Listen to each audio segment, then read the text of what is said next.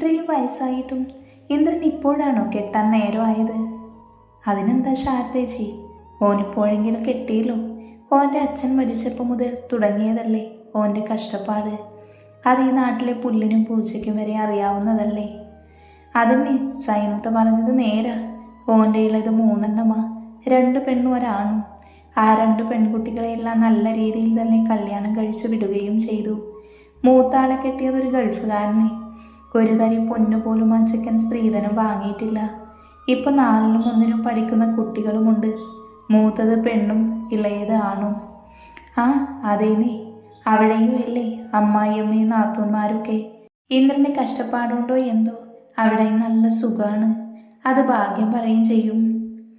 ആ കുട്ടിയുടെ മുഖത്ത് അത് കാണാനും ഉണ്ട്. പിന്നെ ഇളയവളൊരു വായാടിയാണെന്നാലും എല്ലാവരോടും ഭയങ്കര സ്നേഹമാണ്. ഓളിപ്പോൾ ടീച്ചറാ. ഓളെ കിട്ടിയതൊരു ചൊങ്കൻ ചെക്കനാ.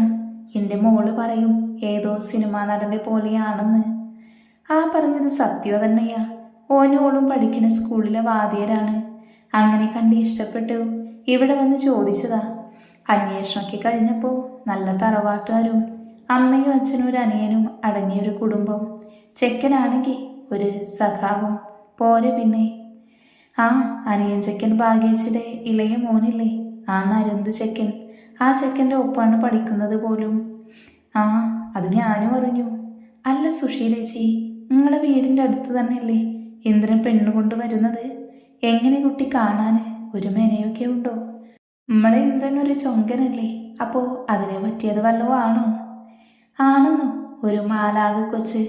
അതിൻ്റെ ജാതകത്തിനെന്തോ കുഴപ്പമുണ്ടോലോ. 18ാമത്തെ വയസ്സിന് കല്യാണം കഴിപ്പിച്ചു വിടേണ്ടതാ അതിനെ. ആ കുട്ടിയുടെ ഒരു വാശി കൊണ്ട് മാത്രമാണ് അത് ഇത്രയും നീണ്ടത്. പിന്നെ അതുമല്ല, ചേരേണ്ടതല്ലേ ചേരൂ. അതും നേരാ. അല്ല ശാരദേച്ചി, നിങ്ങളെ മോന് ഒരുത്തിനെ കൊണ്ടുവന്നു എന്ന് പറഞ്ഞല്ലോ. എന്താപ്പോ അതിൻ്റെ സത്യാവസ്ഥ? ഒന്നും പറയണ്ട എൻ്റെ സൈനു. ഓൻ്റെ കൂടെ പണിയെടുക്കുന്ന കുട്ടിയാവോട്. ഓലവിടെ കഥ പറയട്ടെ. നമുക്ക് ഇന്ദ്രനെയും ഓൻ്റെ കുടുംബത്തിനെയും പിന്നെ ജാനകിയെയും കുടുംബത്തിനെയും പരിചയപ്പെടാം. ആദ്യം തന്നെ നമ്മുടെ നായകൻ ദേവേന്ദ്രജിത്ത് എന്ന ഇന്ദ്രൻ. സ്വന്തമായി ഒരു പലചരക്ക് കടയുണ്ട്. അമ്മ ഭാഗ്യലക്ഷ്മി എന്ന ഭാഗ്യ, മൂത്ത സഹോദരി മായാവതി എന്ന മായ, ഇവളുടെ കെട്ടിയോൻ ഹരിശങ്കർ എന്ന ഹരി, 2ാമത്തെ സഹോദരിയും കെട്ടിയോനും മൃദുല എന്ന അമ്മു, കെട്ടിയോൻ നന്ദകിഷോർ എന്ന നന്ദു. പിന്നെ അവസാനത്തെ മുതൽ ഒരു കുഞ്ഞി കോഴി, ഏട്ടൻ്റെ ഉണ്ണി, ചേച്ചിമാരുടെയും അമ്മയുടെയും ഉണ്ണിക്കുട്ടൻ മോഹനേന്ദ്രജിത്ത്, കൂട്ടുകാരുടെ സ്വന്തം മനു. മനു ഇപ്പോൾ ഡിഗ്രി 2ാം വർഷമാണ്. ഇനി അടുത്തത് പെണ്ണ് വീട്ടുകാരുടെ കലാപരിപാടി. പെണ്ണിൻ്റെ വീട്ടുകാരെ പരിചയപ്പെടാം. ജാനകി വേണുഗോപാൽ അധ്യാപികയാണ്. അടുത്തത് അച്ഛൻ വേണുഗോപാൽ, ഹോമിയോ ഡോക്ടറാണ്. അമ്മ ഗായത്രി വേണുഗോപാൽ, ഒരു പാവം വീട്ടമ്മ. ഒരേ ഒരു ഏട്ടൻ മനീഷ് വേണുഗോപാൽ എന്ന ഉണ്ണി, പല്ല് ഡോക്ടറാണ്. ഭാര്യ പൂർണിമ മനീഷ് എന്ന നിമ്മി, ഫാഷൻ ഡിസൈനാണ്. ഒരു അനിയത്തി മീനാക്ഷി വേണുഗോപാൽ എന്ന മീനൂട്ടി. മീനൂട്ടി ഇപ്പോൾ +2 പഠിക്കുന്നു. അമ്പലനടയിൽ വെച്ച് എല്ലാവരുടെയും അനുഗ്രഹത്തോടു കൂടി ഇന്ദ്രൻ ജാനകിയുടെ കഴുത്തിൽ താലി ചാർത്തി. തിരുനടയിൽ കൈകൂപ്പി കണ്ണുകളടച്ച് മൗനമായി ജാനി പ്രാർത്ഥിച്ചു. ദേവേട്ടൻ കെട്ടിയ ഈ താലി മരണത്തിന് മുൻപിലല്ലാതെ അഴിച്ചു വെക്കേണ്ടി വരല്ലേ ദേവി. ചെറിയ രീതിയിലുള്ള കല്യാണമായിരുന്നു ഇന്ദ്രൻ്റെയും ജാനിയുടെയും. കാരണം കണ്ടാൽ പറയില്ലേലും ഇന്ദ്രന് വയസ്സ് കുറച്ചുണ്ടേ. 42 വയസ്സ് ഇന്ദ്രന്. നല്ല പ്രായത്തിൽ കെട്ടിയിരുന്നുവെങ്കിൽ ഇപ്പോൾ അവൻ്റെ കൊച്ചുങ്ങളെ കെട്ടിക്കാനായിട്ടുണ്ടാവുമായിരുന്നു എന്നാണ് ഭാഗ്യക്കൊച്ചിൻ്റെ പരാതി. നല്ലോണം പഠിക്കുകയായിരുന്നു ഇന്ദ്രൻ. കായിക മത്സരത്തിലൊക്കെ ഒന്നാമൻ. ടീച്ചർമാരുടെയൊക്കെ കണ്ണിലുണ്ണി. എന്തിനും ഏതിനും മുന്നിലുണ്ടാവും ഇന്ദ്രൻ. അവനൊരു IPS കാരനാവാനായിരുന്നു ആഗ്രഹം. അതിനുവേണ്ടി അച്ഛനും അമ്മയും ടീച്ചർമാരും എല്ലാം ഭയങ്കര സപ്പോർട്ടായിരുന്നു. അങ്ങനെ സന്തോഷത്തോടെ പോകുമ്പോഴാണ് ഒരു നിമിഷം കൊണ്ട് അവൻ്റെയും കുടുംബത്തിൻ്റെയും സന്തോഷം തല്ലിക്കെടുത്തി ആ ഒരു ദുരന്തം വന്നു ചേർന്നത്. ഇന്ദ്രനിപ്പം നടത്തുന്ന ഭാഗ്യലക്ഷ്മി സ്റ്റോഴ്സ് ഇന്ദ്രൻ്റെ അച്ഛൻ തുടങ്ങി വെച്ചതാണ്. അച്ഛൻ കൃഷ്ണജിത്ത്, ഭാഗ്യത്തിൻ്റെ ജിത്തേട്ടൻ. ഇന്ദ്രൻ +2 പഠിക്കുമ്പോഴാണ് ഒരു ദിവസം സ്കൂളിലെ പിയൂണ് വന്ന് ഇന്ദ്രനോട് വേഗം വീട്ടിലേക്ക് ചെല്ലാൻ പറഞ്ഞു എന്ന് വന്ന് പറഞ്ഞത്. കൂടെ അനിയത്തിമാരെയും കൂട്ടാൻ പറഞ്ഞു. അന്ന് മായ 10ലും അമ്മു 8ലുമാണ് പഠിക്കുന്നത്. മനു 2ലും. മായയും അമ്മുവും പഠിക്കുന്നത് ഇന്ദ്രൻ പഠിക്കുന്ന സ്കൂളിൽ തന്നെയാണ്. മനു വീടിൻ്റെ അടുത്തുള്ള സ്കൂളിലും. എന്തിനാണെന്നറിയാതെ ഇന്ദ്രൻ തൻ്റെ 2 സഹോദരിമാരെയും കൂട്ടി വീട്ടിലേക്ക് പോയി. സ്കൂളിൽ നിന്നും കുറച്ചധികം നടക്കാനുണ്ട് അവരുടെ വീട്ടിലേക്ക്. മായയെയും അമ്മൂനെയും കൂട്ടി സ്കൂളിൽ നിന്നും റോഡിലേക്ക് ഇറങ്ങിയപ്പോഴുണ്ട് വീടിൻ്റെ അടുത്തുള്ള നാരായണേട്ടൻ മൂപ്പരുടെ ഓട്ടോറിക്ഷയും കൊണ്ട് മുന്നിൽ. നാരായണേട്ടൻ വേഗം ഓട്ടോയിൽ കയറാൻ പറഞ്ഞു തിരക്ക് കൂട്ടി. അപ്പോഴും എന്താണെന്നോ എന്തിനാണെന്നോ ഒന്നും പറഞ്ഞില്ല. പിന്നെ കരുതി അച്ചമ്മയ്ക്ക് വയ്യായിക കൂടിക്കാണുമെന്ന്. അച്ചമ്മയ്ക്ക് അച്ഛൻ ഒറ്റ മോനാണ്, വേറെ മക്കളൊന്നുമില്ല. അച്ചാച്ചൻ ഇന്ദ്രൻ്റെ ചെറുപ്പത്തിലേ മരിച്ചതാ. ഇപ്പൊ കുറച്ച് മാസങ്ങളായിട്ട് അച്ചമ്മയ്ക്കും വയ്യ. പ്രായത്തിൻ്റെ ഓരോ വയ്യായിക അതാവുമെന്ന് കരുതിയ അവൻ ഓട്ടോ മുന്നോട്ട് പോയിക്കൊണ്ടിരിക്കുകയാണ്. ഓട്ടോയുടെ 2 സൈഡിലും മഴ പെയ്യുമ്പോൾ തെറിക്കാതിരിക്കാനുള്ള ഷീറ്റ് തൂക്കിയിട്ടിട്ടുണ്ട്. അമ്മുവുമായിട്ട് എപ്പോഴും കത്തിവെക്കുന്ന നാരായണേട്ടൻ അന്നൊരക്ഷരവും മിണ്ടുന്നില്ലായിരുന്നു. അമ്മു പലതും ചോദിച്ചിട്ടും നാരായണേട്ടൻ മിണ്ടുന്നില്ല. പിന്നെ അമ്മുവും ഒന്നും മിണ്ടാൻ പോയില്ല. ഇന്ദ്രനും മായയ്ക്കും എന്തിനെന്നറിയാത്തൊരു ടെൻഷൻ വന്ന് പൊതിഞ്ഞിരുന്നു. വീട്ടിലേക്ക് തിരിക്കുന്ന കവലയിലെത്തിയപ്പോൾ ജനങ്ങളെല്ലാം തടിച്ചു കൂടിയിട്ടുണ്ട്. പോലീസും ആംബുലൻസും എല്ലാം ഉണ്ട്. റോഡിൻ്റെ എതിർവശത്തായി പൊട്ടിപ്പൊളിഞ്ഞൊരു ബസ്സും കിടപ്പുണ്ട്. ഇതെല്ലാം ഇന്ദ്രൻ ആ ഷീറ്റ് അല്പം നീക്കിയപ്പോൾ കണ്ടതാണ്. അപ്പോൾ തന്നെ ഇന്ദ്രൻ അപ്പുറം സൈഡ് നോക്കാൻ വേണ്ടി തിരിഞ്ഞപ്പോഴേക്കും ഓട്ടോ ആ കവല കഴിഞ്ഞു അവരുടെ വീട്ടിലേക്ക് തിരിഞ്ഞിരുന്നു. ഓട്ടോയുടെ മുന്നിലെ ക്ലാസ്സിലേക്ക് നോക്കിയപ്പോൾ കണ്ടു തന്നെ നോക്കി നിറഞ്ഞ് കണ്ണു തുടയ്ക്കുന്ന നാരായണേട്ടൻ. വീടടുക്കും തോറും ആ കവലയിൽ തടിച്ചുകൂടിയ ആൾക്കാർ, അധികം ആൾക്കാർ തൻ്റെ വീടിൻ്റെ മുന്നിലും വഴിയിലുമായി നിൽക്കുന്നു. ആൾക്കാരുടെ തിരക്ക് കാരണം വണ്ടി മുന്നോട്ട് പോകുന്നില്ലായിരുന്നു. ഓട്ടോ ഒന്ന് നിർത്തിയെന്ന് തോന്നിയതും ഇന്ദ്രൻ ഇറങ്ങി തൻ്റെ വീട്ടിലേക്ക് ഓടി. പിറകെ തന്നെ അമ്മുവും മായയും. വീടടുക്കും തോറും ആർപ്പുവിളിയും കേൾക്കാം. വീടിൻ്റെ മുന്നിലെത്തിയപ്പോഴാണ് ഒരു ആംബുലൻസ് ഒരു വലിയ നിലവിളി ശബ്ദത്തോടു കൂടെ വീടിൻ്റെ മുന്നിൽ വന്നു നിന്നത്. ആംബുലൻസിൽ നിന്നും എടുത്ത ആളെ കണ്ടപ്പോൾ തന്നെ അമ്മുവും മായയും ബോധം മറഞ്ഞു വീണു. ആരെല്ലാമോ ചേർന്ന് അവരെ വീടിൻ്റെ ഉള്ളിൽ കൊണ്ട് കിടത്തി. ഇന്ദ്രൻ കരയാൻ പോലും മറന്ന് ഒരേ നിൽപ്പ് നിൽക്കുവായിരുന്നു. ആരൊക്കെയോ അവനെ പിടിച്ചു കുലുക്കുന്നുണ്ട്. ആരുടെയൊക്കെയോ അലറിക്കരച്ചിലും നെഞ്ചത്തടിയും കേൾക്കുന്നുണ്ട്. അപ്പോഴേക്കും ആ ബോഡി വീടിൻ്റെ ഉമ്മറത്ത് കിടത്തിയിരുന്നു. പെട്ടെന്ന് ബോധം വന്ന ഇന്ദ്രൻ ഓടിപ്പോയി. അവൻ്റെ പ്രവൃത്തി അവിടെ കൂടി നിന്ന ഓരോരുത്തരുടെയും മിഴികൾ നിറച്ചിരുന്നു. അച്ഛ, കണ്ണു തുറക്കച്ച, എന്നെ ഒന്ന് നോക്ക്. ഇതെന്തൊരു കിടപ്പാണ്. ദേ നോക്കിയേ, അമ്മയും മായയും അമ്മൂട്ടിയും മനുവും. ഒന്ന് നോക്കച്ച, അച്ഛൻ്റെ കണ്ണനാ വിളിക്കുന്നേ. അവൻ ഓരോന്ന് പറഞ്ഞു പുലമ്പിക്കൊണ്ടിരുന്നു. അയ്യോ, ഈ മുഖത്തൊക്കെ എന്താ?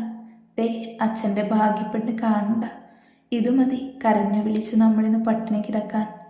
അച്ഛനറിയോ, ഇന്ന് സുധീർ മാഷ് പറഞ്ഞു. അവൻ ഓരോന്ന് എണ്ണിപ്പെറുക്കി പറയാൻ തുടങ്ങി. ഒരുറ്റി കണ്ണുനീർ പോലും ആ കണ്ണിൽ നിന്നും വരുന്നില്ലായിരുന്നു. അകത്തുനിന്ന് കരച്ചിലിൻ്റെ ആക്കം കൂടി.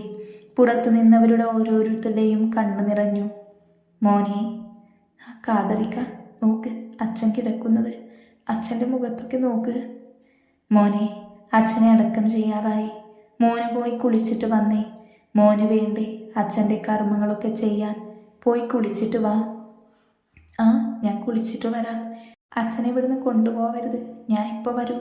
അമ്മയെ കാണിക്കണ്ടാട്ടോ. എന്തൊക്കെയോ പറഞ്ഞവൻ വീടിൻ്റെ ഉള്ളിലേക്ക് കയറിപ്പോയി. അവൻ്റെ പോക്ക് കണ്ട് കാതറിക്ക കരഞ്ഞുപോയി. എൻ്റെ റബ്ബേ, എന്തിനാ ഈ കുടുംബത്തിൻ്റെ സന്തോഷം തല്ലിക്കെടുത്തിയേ?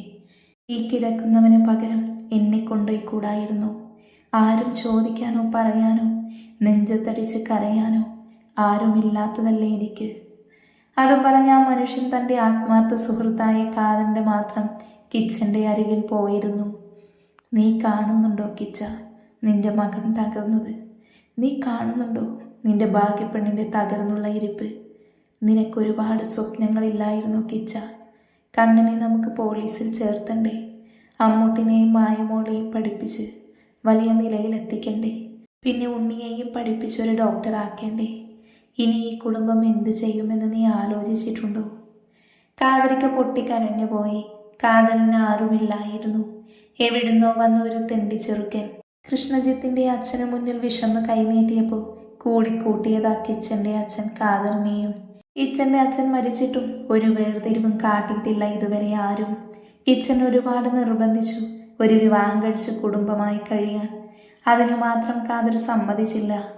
അങ്ങനെ ഒരു മനസ്സും രണ്ട് ശരീരവുമായി കഴിഞ്ഞവർ. കിച്ചൻ്റെ വിവാഹം കഴിഞ്ഞിട്ടും തനിക്ക് തരുന്ന സ്നേഹത്തിനൊരു തരി പോലും കുറഞ്ഞിട്ടില്ലായിരുന്നു. ഭാഗ്യവും ഒരു സഹോദരനെ പോലെ കണ്ടു. തിരിച്ചും തനിക്കൊരു അനിയത്തിക്കുട്ടിയെ കിട്ടിയ സന്തോഷമായിരുന്നു. ഇല്ല, ആരെന്ത് പറഞ്ഞിട്ടും കാര്യമില്ല. എൻ്റെ അച്ഛന് ഞങ്ങളെ വിട്ടു പോവാൻ കഴിയില്ല.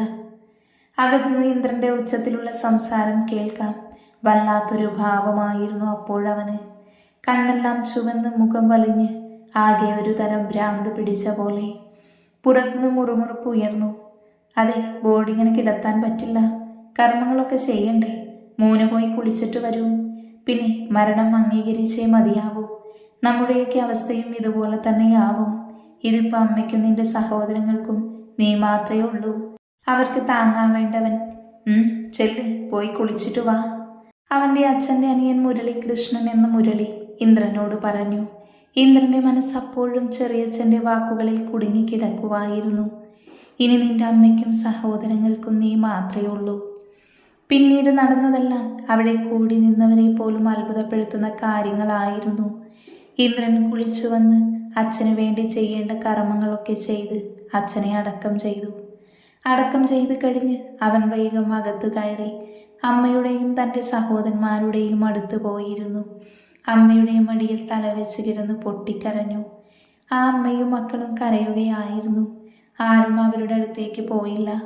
ആ അമ്മയും മക്കളും കരയട്ടെ, കരഞ്ഞു തീർക്കട്ടെ എന്ന് കരുതി എല്ലാവരും മാറി നിന്നു. ഞാനും കിച്ചനും കടയിൽ നിൽക്കുമായിരുന്നു. എന്നോട് കിച്ചൻ പറഞ്ഞു, നീ ഇവിടെ നിൽക്ക്, ഞാൻ പോയി ചായ വാങ്ങി കൊണ്ടുവരാമെന്ന്. നീ ചോറ് കഴിക്കാൻ വീട്ടിലേക്ക് പോകുമ്പോൾ ദേ ആ പൊതിയെടുത്ത് കയ്യിൽ പിടിച്ചോ. മക്കൾക്കുള്ള പൊറോട്ടയും കുറച്ച് ഇറച്ചിയുമാണെന്ന്.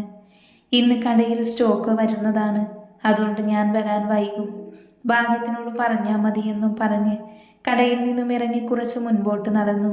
പിന്നെ തിരിഞ്ഞെൻ്റെ മുഖത്തേക്ക് നോക്കി ഒന്ന് ചിരിച്ചു. എന്തിനും എൻ്റെ ഇന്ദ്രൻ്റെ ഒപ്പം നീ ഉണ്ടാവണേ എന്ന് പറഞ്ഞു. ഞാനപ്പോൾ കരുതുകയും ചെയ്തു, ഇവനെന്തിനിപ്പോൾ അങ്ങനെയൊക്കെ പറയണമെന്ന്. അവനുള്ള മറുപടി ഞാൻ ചിരിച്ചു കൊടുത്തു. അവൻ വന്നിട്ട് ചോദിക്കാമെന്ന് കരുതി. കിച്ചൻ റോഡിൻ്റെ സൈഡിലൂടെ തന്നെയാണ് നടന്നത്.